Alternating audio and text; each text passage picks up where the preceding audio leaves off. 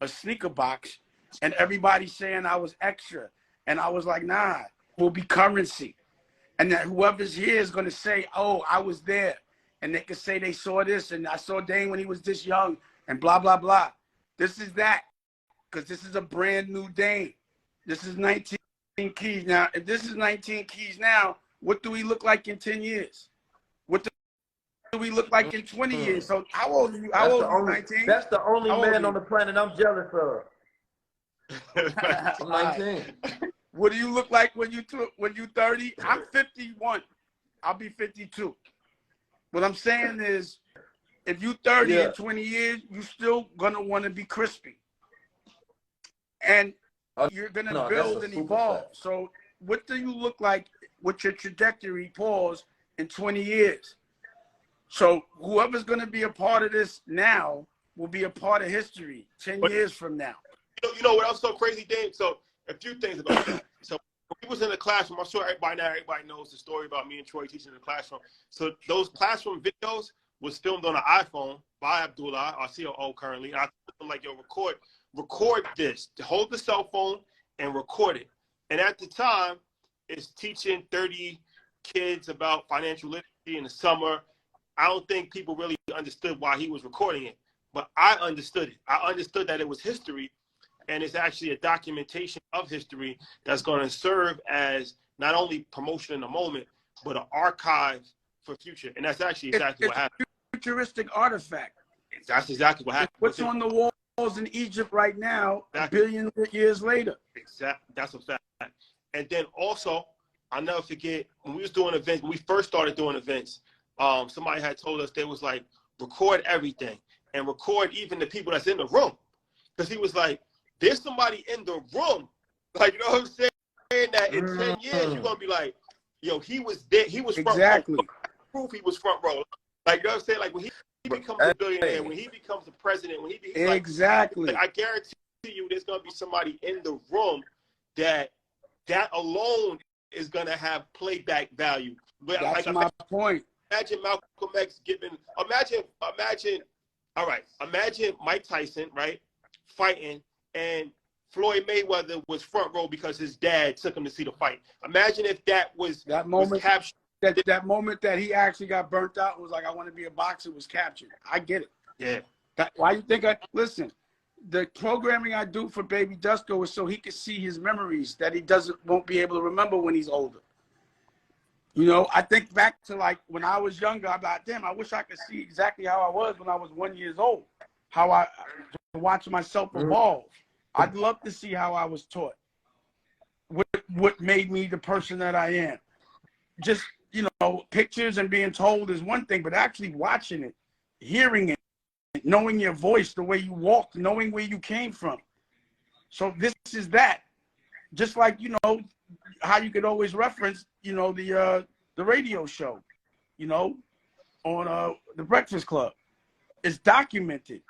You can see the evolution of the culture, what was architected from that conversation and how it affected the world. The receipts are there.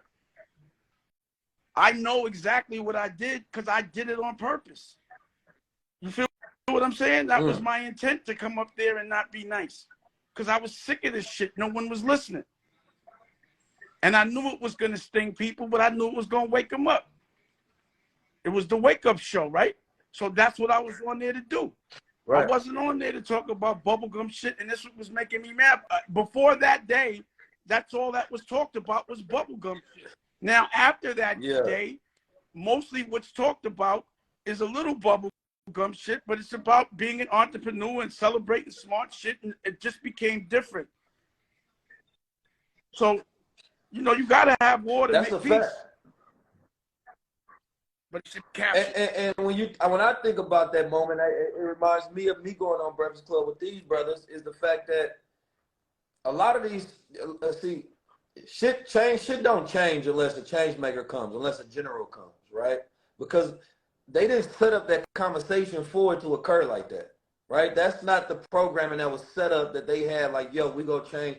That was Dang Dash coming in there saying, I got a war and I want to shake shit up.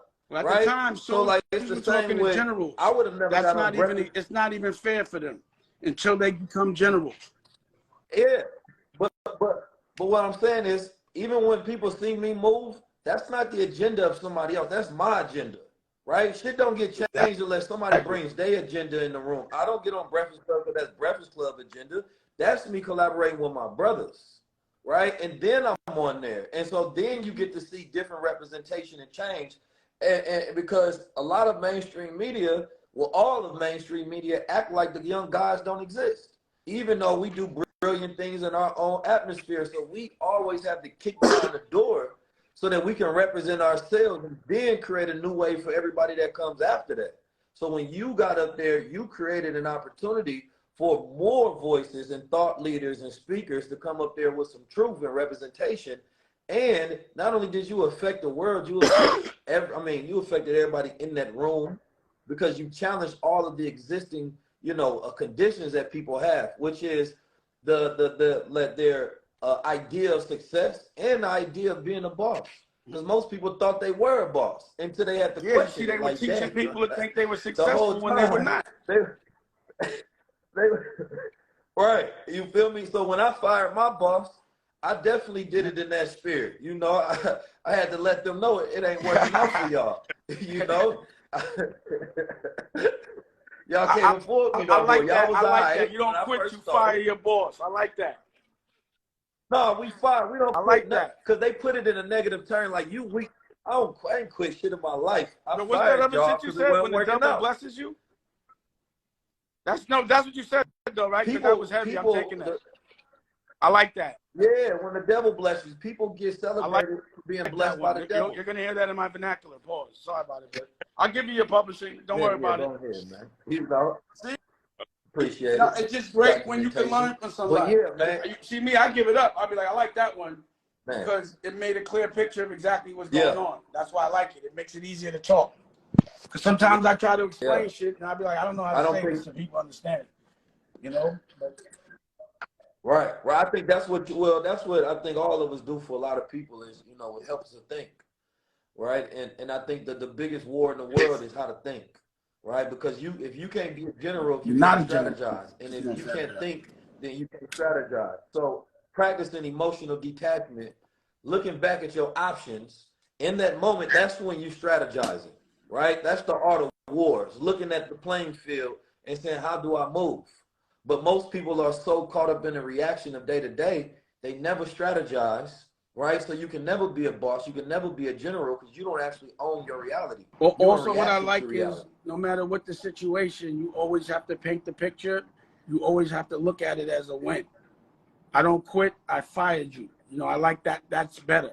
It's a W, not a loss. Mm-hmm. So you can always look at the loss in something or the W in something. And people always try to make you only know the loss in something that's going to help you if it doesn't behoove them. But if you only look at things as a winner, if you only say whatever I do is for the W, then that's the way you articulate things as well. It always has to be from a winning lens. And I like that a lot. And narrative play. You get to paint your own narrative is everything. I like that. This Thursday, Oakland, California, Dame Dash 19 Keys, extremely dangerous event with solutions. Meet and greet vibes. It's gonna be a whole aura, man. And Earn Your Leisure, as I said, we've been empowered by both of these brothers. Our partnership with 19 Keys has been extremely fruitful, and our relationship with Dame Dash has led to a lot of great things that have happened for us. So it's an honor to be able to show some reciprocity in the situation, and we will be sponsoring 50% off for 50 tickets. 50 tickets, 50% off. All you guys do is use code EYL.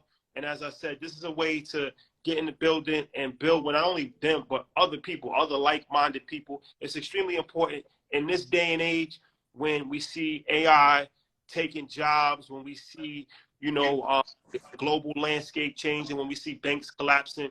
The most important thing that you can do is invest in yourself. The most important thing that you can do is establish relationships, because that's what's really going to carry you to the next level. You can't rely on just your education. You can't rely on just your job. You can't rely on just your bank account. Like, these are things that's invaluable. Relationships are always more valuable than money, in my opinion, because money comes up and down, it fluctuates, but a solid relationship is going to be here. It's going to stand the test of time. Just think of a marriage, right? If you really are in a marriage marriage that you really love your spouse, how much money would you trade your spouse for? You can't put a price tag on it, right? Because your spouse is invaluable. So think of every relation. A marriage is just a form of a relationship, right? There's other types of relationships in your life. So think of every relationship like that. Like how valuable is our relationship with 19 Keys? We can't put a price tag on it, not only for what has already happened, but what potentially could happen. You know what I'm saying? Like, what's the future look like? Dave said, like, what does the next 10 years look like? What does the next 15 years look like in a partnership? Like, these are things that you got to start looking at when you think about your relationships. So when you start something, you have to look at the way you want to finish it first. Relationships are a hedge. In the start, you have to picture the end. There's no reason to start a business if you don't know your exit strategy. Are a hedge. I think people got to understand, we talk about hedges in the market, like gold being a hedge for market decline or crypto, but, you know, education and relationships are a great hedge, right? Like, intellectual property is a hedge. Skill set is a hedge. Learning how to strategize is a hedge, right? Being able to diversify your skill sets is a hedge. That's wealth. That's power, right? If things get dangerous outside, having an army is a hedge. Right, so that's why it's important that you network and you build with people. And I give Rashad his flowers because, you know, he's working with one of the most dangerous men ever to exist, and he ain't flinching. You know, so y'all give that brother his flowers because, you know, that's extremely important to note. you know, but I'm serious though because I've been doing this for a minute. I work with a lot of people. Sometimes, my bad.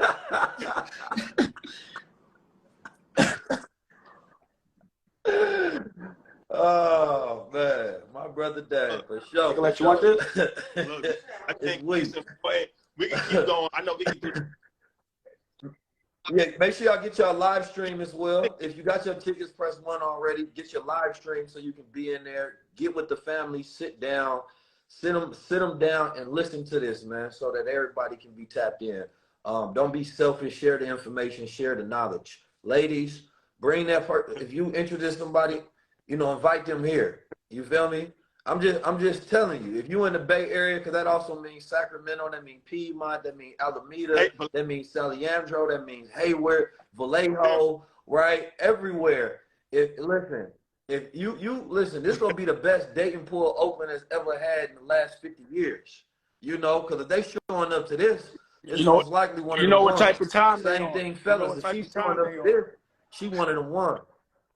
Yeah. Real life. Let me just tell you this. My audience is a dating pool. My fiance, you know, and we going into the school now. I ain't getting no bread, but she's selling books, you know, and my son gets to come, and we all have to move together when we on tour, because a real boss spends more time with his family than his business. You know, that's what a boss does. He figures out how the company could run without him. That's a good boss. But you have to, when it's time to promote something, you got to hit that road. You got to put in that work so that you do have that time, and you have to architect it so that your family is not compromised, because that's the wealth, you know? If you stood home and just grew, and if you built your own house and that's all you was worried about, you would be with your kids every day. You would never have to leave. And everything else is extras besides, like, you know, eating and having a place to live. We can actually do that on our own, anywhere, you know, and it doesn't cost that much. It just takes work, and you would have the most wealthiest life. So you have to, the trick is to figure out how to make that volume to live in luxury, but not compromise time with your family, you know, and that's another thing I've had to architect. I changed my whole business model around what makes my family comfortable, you know, and what we've been taught to do is say, yo, leave your kids to go get money. And I don't think that's the right approach. I really don't. I think more time with the kids, the less time you have to be around them when they're adults. You understand what I'm saying? If you don't teach your child how to be like you, if you don't lead by example, if they don't appreciate your struggle, if they don't fight for nothing, they're not going to fight to keep it. So you have to figure out how to make sure they're fighting with you.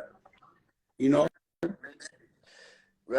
Man, to end that off, what you just said, I met a young lady this weekend in the airport, and she wanted to take a picture, and she was telling me how she was trying to decide whether she wanted to go to school in Jersey or South Carolina. And just like everybody I can think of, they do it. And she lived in the burbs in Chicago. She do it to try to get some freedom, or what she considers to be freedom, to have experiences. And the first thing that children want to do is to get away from their parents, right? And I think it's based on the way that, of course, we know it's based on the way society is built. But when you build the right experiences with your children, the first thing that they do is not thinking of that their freedom is to escape you, right? And so for me, it's about, teaching people specifically in this era, because you might not understand your child at all because the internet is raising them more than you are, because that influence is heavy. So even understanding how to parent in this time, right? For me, I run a family business, learning how to be a brother in this time and learning how to be a boss and make everybody else that work with me bosses is key. But if you operating off any traditionalism of the past, you're going to 100% fail. It's not where we get. That's not where we going. That's not what we doing, right? So when we get on this Zoom call, that's like a whole nother workshop that we're not even really talking about, but the Zoom calls is key, because you and your family could be sitting there in the living room talking to us about the solutions that can set your trajectory up for the next 100 years. What your future right? looks So like. if you're not making that, you got to make that play for the family. Who's the general in your family that's making that play, saying, listen, man, I done got this for us. I need everybody to meet up. Those who don't meet up, they not part of the wealth of the family. That's the way I set it up. You understand me? I need everybody to be there. Let's ask these gentlemen questions. Let's see if we can build with them. Let's take something from this and let's architect a family blueprint. But how many families get together and they sit down and they operate and they build? So for me, it's more than just the day. It's more than just Oakland. Because anything we do, especially when we streaming it or we got a Zoom, that's for the world. So don't think about this as a localized event. This is a global event that you can change the trajectory of your family, right? And you can be in the right circumstances. That goes back to knowing what your child's dreams are. So if you know what your child's dreams are by spending time, you create that around them, and then that becomes the business that you both fight for. So my girl, her dream was to write books for her son, so we created that, and that became her business. Yeah. A job that she could go to and bring her child. The reason why, and what people don't really understand about Rockefeller, was the reason why I stopped doing Rockefeller, because it was no longer an environment. It was never an environment that my daughters could be raised in. So I couldn't have my daughters around unrecognized people with unrecognized trauma coming from the survival mode. It just wasn't for my daughters. I could not have Ava and Tallulah around that. So that's why I started to open up art galleries and things of that nature and deal more with culture and being creative. I needed them to.